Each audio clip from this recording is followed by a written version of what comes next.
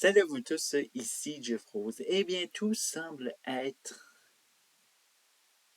bien sur les rails pour que le REM de l'antenne de montagne et Lanzalom, Lanzalom qui n'est pas le vrai nom de la municipalité, municipalité de Sainte-Anne-de-Bellevue, vont être inaugurés en automne 2025. Et là, la question qui se pose est, vu de ce qu'on a vu de, avec l'antenne de Brossard,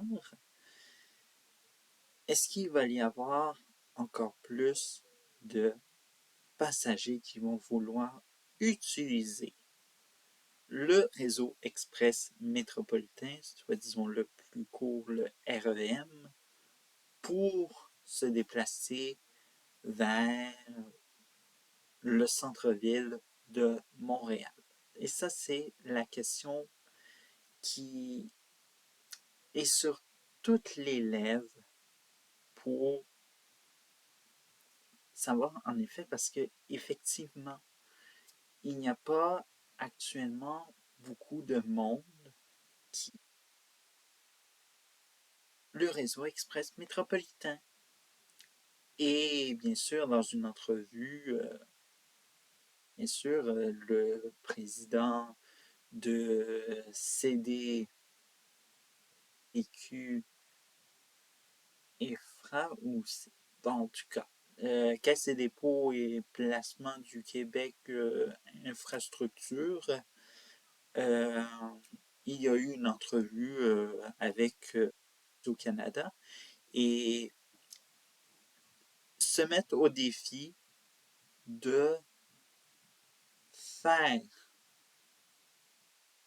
chaque semaine un total de 100 000 passagers. Le défi, il est énorme. Alors donc, on ne sait pas comment ils vont s'y prendre et bien sûr comment ils vont minimiser, soit disons-le, les pannes, parce que rappelons-le que lorsque l'antenne de Brossard a été inaugurée quelques jours plus tard, il y a eu, bon, la première panne, bon, c'est quelque chose de normal, mais malheureusement, on a coupé ce qui était, soit disons-le, l'alternative. Alors donc, l'autobus qui était en partant du terminus Panama à la gare centrale de Montréal, eh bien, la ligne d'autobus a été abolie. On ne sait pas trop pourquoi. Alors donc, on est un peu dans cette phrase déguisée de même menace. Prenez le REM, posez pas trop de questions et tout va très bien aller. Eh bien, c'est exactement ce qui s'est passé. Les gens ont obéi à cette soi-disant élite qui ne comprend rien aux infrastructures et soudainement, panne, évidemment, les autobus sont de retour et bref. Alors donc, on ne sait pas qu'est-ce qui va se passer littéralement.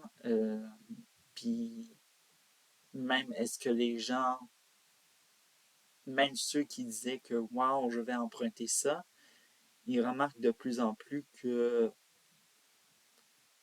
là, je ne dis pas que c'est un réseau de transport en commun défaillant, puis aucunement ça. De toute façon, je l'ai déjà essayé une fois, c'est magnifique, mais malheureusement, on dirait que c'est réservé.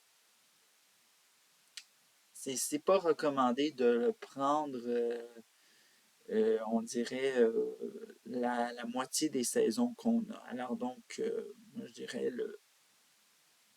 été puis automne, ça fonctionnerait. Mais rendu l'hiver puis le printemps, moitié printemps, non, pas vraiment sûr. Puis bref, voilà un peu pourquoi. Il y a beaucoup de questions et bon, pour l'instant, on nous dit l'automne 2025 pour ce qui est le nord et l'ouest du réseau, mais tout peut changer. Et bref, si on peut se poser comme question, ce n'est pas une annonce positive sortie d'un chapeau pour nous faire oublier que le toutes les soi-disant commérages qui se font sur le réseau express métropolitain. On ne le sait pas. Mais bon, alors on verra en automne 2025 si réellement il y a cette ouverture. Mais chose certaine, il y aura toujours des pannes, pas quotidiennes, mais évidemment, c'est rentré un peu dans le. Ça doit rentrer dans la mentalité des gens que